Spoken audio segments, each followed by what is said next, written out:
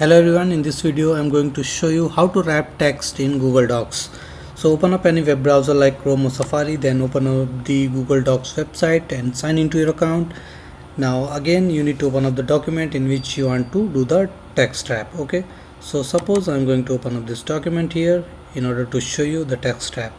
So I'm going to insert an image right here. Insert image, upload from computer, and this one.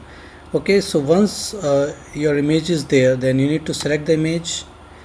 Now at the top options you can see image options. Click here.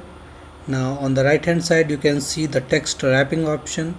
Click on this one. Now there are few formats here: inline with text, wrap text, break text, behind text, in front of text. So we are going to select the wrap text here option.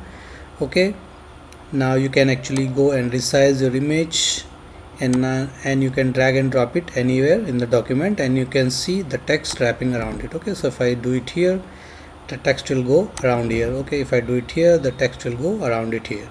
So this is how you can do the text wrapping in the Google Docs document. So thank you for watching the video. Please like it and subscribe to my YouTube channel. Thank you.